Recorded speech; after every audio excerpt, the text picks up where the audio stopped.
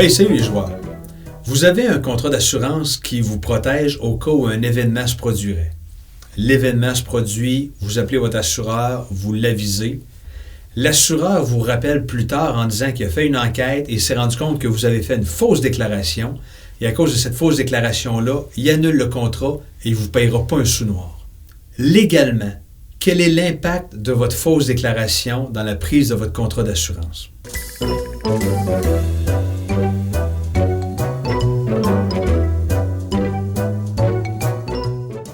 Au Québec, le droit des assurances est géré par le Code civil du Québec.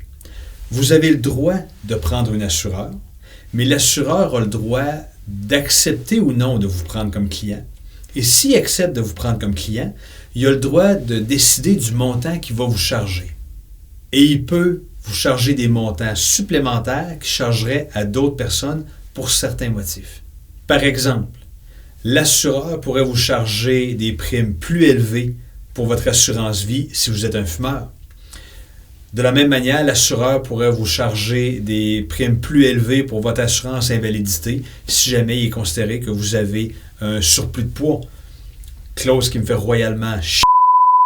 Donc, vous devez dire la vérité à votre assureur et lui décide si vous accepte comme client et si oui, à quel prix il va vous prendre comme client. Regardons dans le Code civil comment est-ce que ça fonctionne, les fausses déclarations, étape par étape. L'article 2408 du Code civil du Québec prévoit: l'assuré est tenu de déclarer toutes les circonstances connues de lui qui sont de nature à influencer de façon importante un assureur dans l'établissement de la prime, l'appréciation du risque ou la décision de l'accepter. Ensuite, l'article 2410 du Code civil du Québec prévoit les fausses déclarations et les réticences de l'assuré à révéler les circonstances en cause entraînent, à la demande de l'assureur, la nullité du contrat, même en ce qui concerne des sinistres non rattachés au risque ainsi dénaturés. Donc, ce que ça veut dire, c'est que la règle générale, c'est que vous devez dire la vérité à votre assureur et que si vous faites une fausse déclaration et que c'est découvert, l'assureur a le droit d'annuler le contrat et de ne pas vous payer les montants auxquels vous auriez droit. Mais comme partout dans les lois, il y a des exceptions. Et là, on doit analyser les exceptions dépendamment de si on parle d'une assurance de personne ou si on parle d'une assurance de dommages.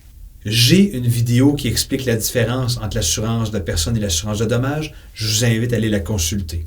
Commençons par analyser l'impact dans le cas d'une assurance de dommages. L'assurance de dommages, on parle d'une assurance incendie, assurance vandalisme, assurance vol, par exemple. L'article 2411 du Code civil du Québec prévoit une exception à la règle générale.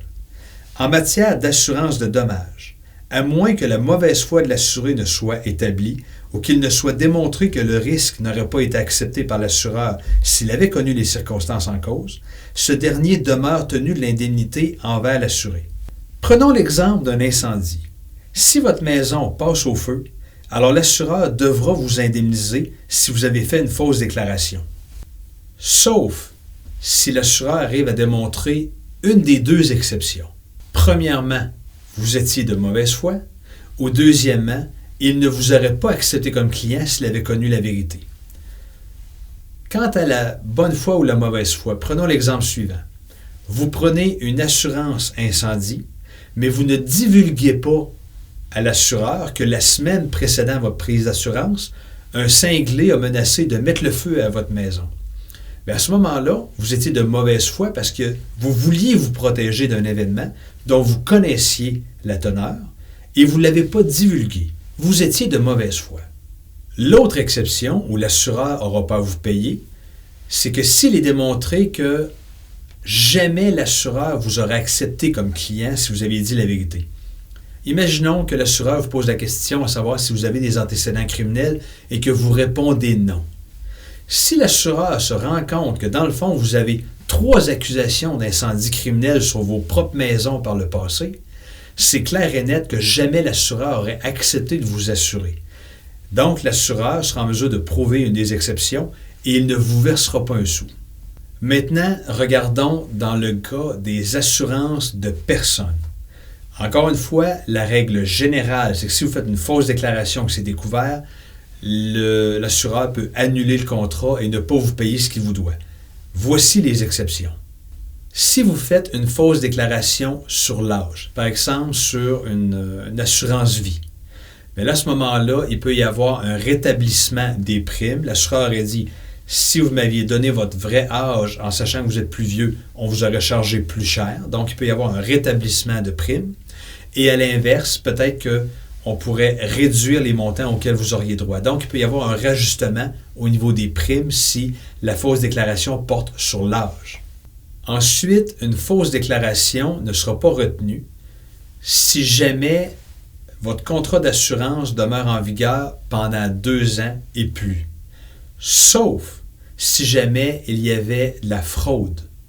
Ce qui veut dire que si vous faites une fausse déclaration à l'assureur et que le contrat est en vigueur depuis plus de 2 ans et vous étiez honnête, on vous a posé une question, vous avez fait une fausse déclaration de bonne foi sans trop vous en rendre compte, ça va passer. Mais si vous étiez de mauvaise foi, ou il y avait une fraude à ce moment-là, ça ne passera pas, le contrat sera annulé.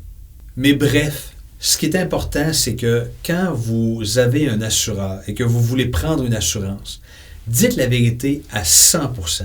Parce que si jamais c'est découvert que vous avez fait une fausse déclaration, peu importe les exceptions et les exceptions à l'exception, la réalité, c'est que dès que l'assureur va découvrir une fausse déclaration, il va immédiatement tout bloquer en disant « On ne vous couvre pas, ça va être à vous à poursuivre en justice l'assureur, ça va être long comme débat et ça va être cher. » Alors dites la vérité. Vous avez maintenant une carte de plus dans votre jeu.